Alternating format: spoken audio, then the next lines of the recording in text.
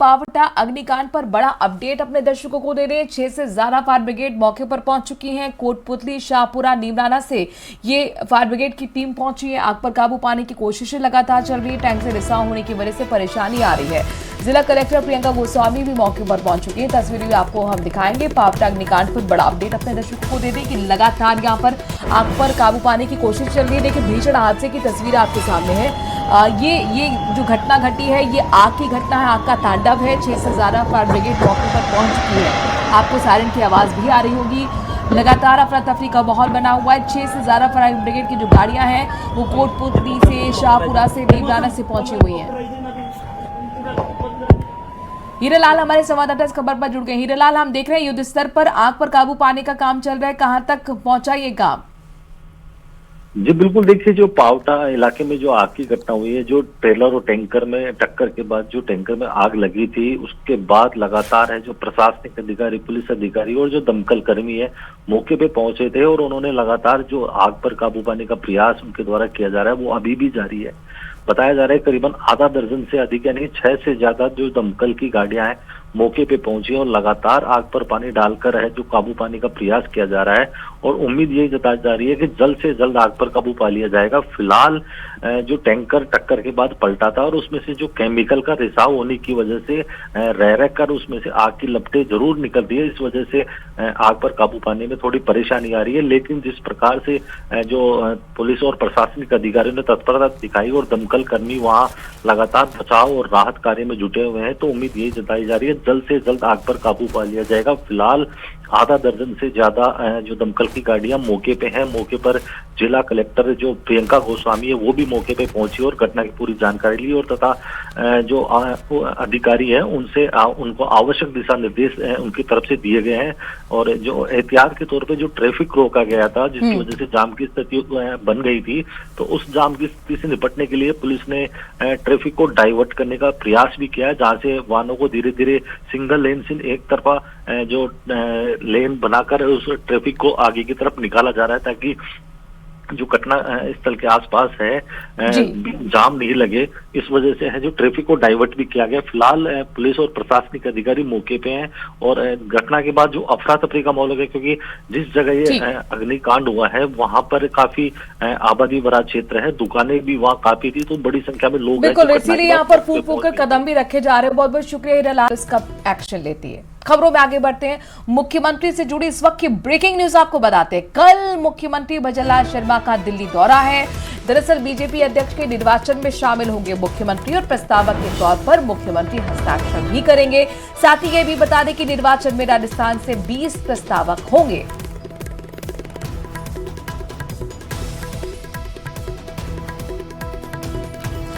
तो कल बीजेपी के लिए अहम दिन है। बीजेपी अध्यक्ष के निर्वाचन का ये कार्यक्रम, जिसमें खुद मुख्यमंत्री भी शामिल होने के लिए दिल्ली जा रहे हैं और इसीलिए मुख्यमंत्री का ये दिल्ली का दौरा कल है।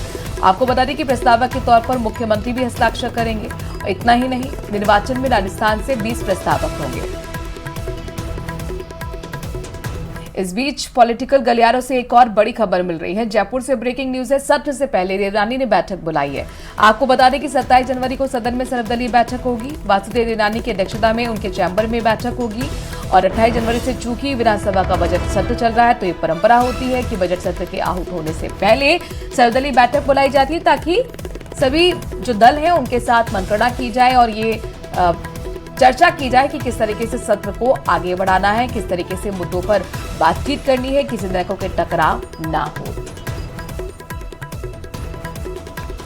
तो विधानसभा के आगामी सत्र से पहले सियासी संग्राम भी शुरू हो गया। नेता प्रतिपक्ष टीकाराम चूरी ने 7 और 9 जनवरी को जारी बुलेटिन पर कड़ी आपत्ति जताती थी, जिस पर खुद विधानसभा के अध्यक्ष ने पलटवार भी किया है। ये रिपोर्ट देखें।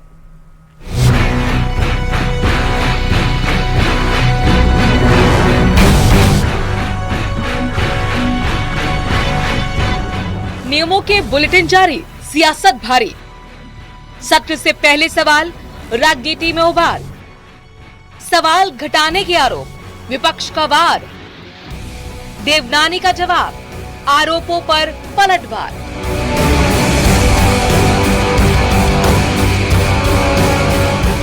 राजस्थान विधानसभा में प्रक्रिया नियमों की व्याख्या को लेकर बड़ा विवाद खड़ा हो गया है।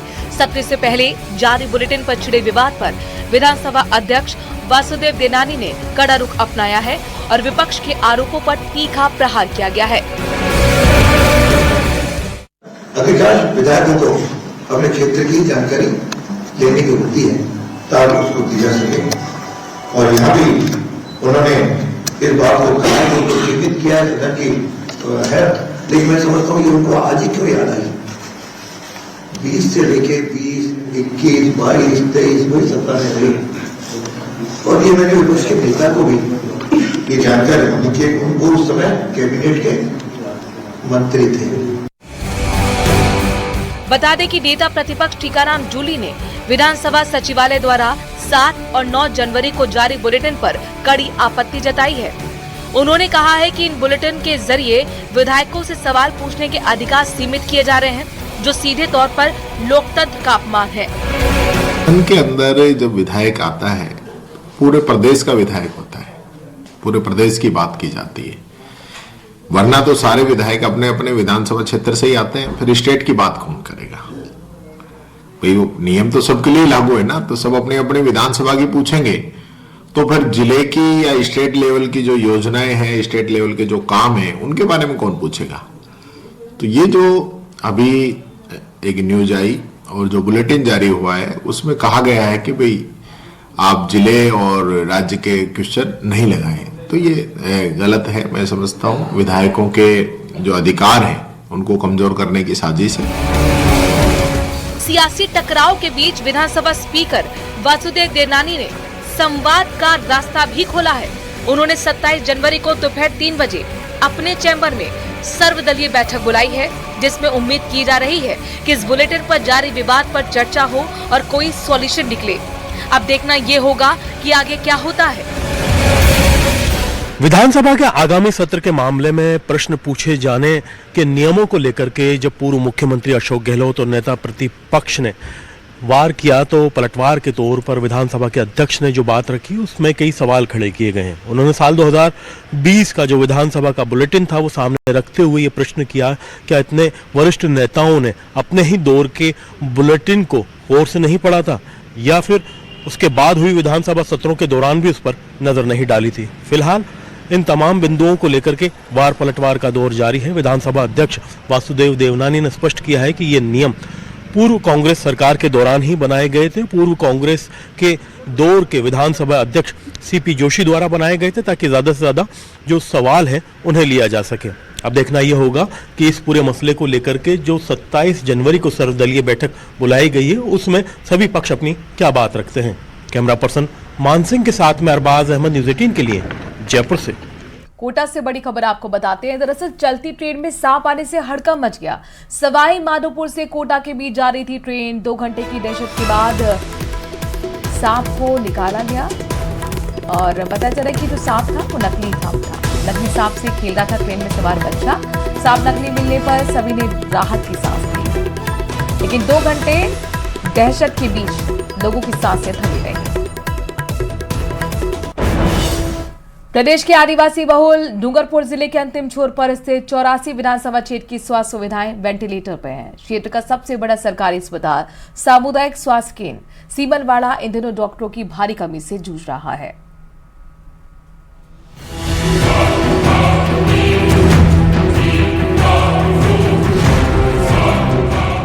बिन डॉक्टर अस्पताल, मरीज बेहाल। 9 डॉक्टरों में से 3 से ही चल रहा काम। कैसे मिले मरीजों को आराम?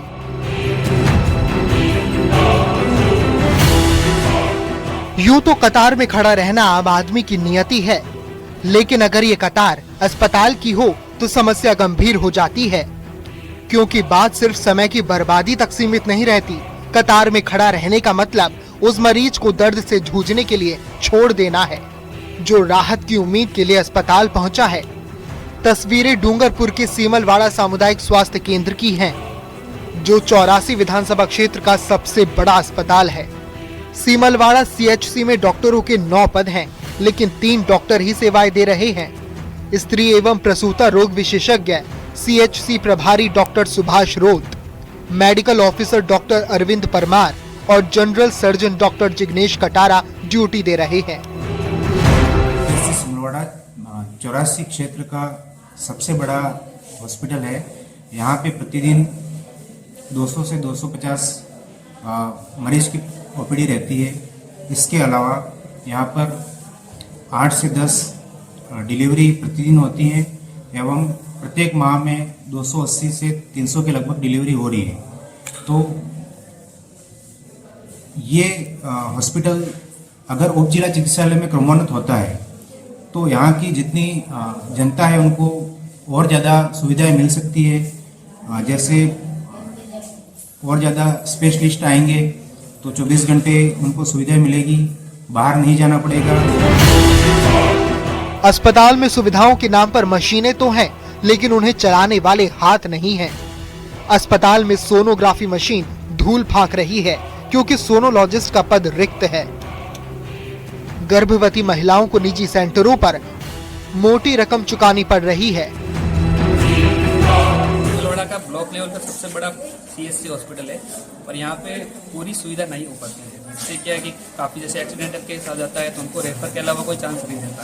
किसी की हड्डी फ्रैक्चर हो जाती है, ज़्यादा मेजर केस होता है, उनको डूंगरपुर या गुजरात पलायन करने के अलावा कोई रास्ता नहीं बचता है, क्योंकि हमारे यहाँ पे ऑर्थो डॉक्टर की कमी है। वैसे डॉक्टर साहब है अच्छा कर लेते पर वो सुविधा नहीं दे पाते। डॉक्टरों की कमी के चलते बड़ी संख्या में मरीजों को जिला अस्पताल रेफर किया जाता है, जहां से कई मरीज मजबूरी में गुजरात के निजी अस्पतालों में इलाज कराते हैं। इससे गरीब मरीजों पर अतिरिक्त खर्च का बोझ पड़ता है। क्षेत्रवासियों ने सीमलवाड़ा CHC को उप जिला चिकित्सालय में क्रमोन्नत करने की मांग की है। उनका कहना है कि इससे अस्पताल में सुविधाएं बढ़ेंगी, डॉक्टरों के पद बढ़ेंगे, 24 घंटे सेवाएं मिलेंगी और गुजरात जाने की मजबूरी से निजात मिलेगी। देखना है कब तक जिम्मेदारों तक जरूरतमंदों की गुहार पहुंचती है। न्यूज़ 18 राजस्थान के लिए डूंगरपुर से जयेश पवार की रिपोर्ट।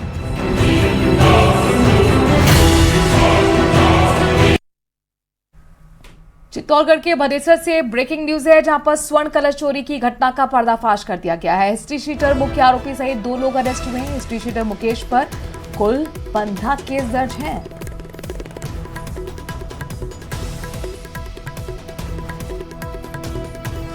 झालावाड़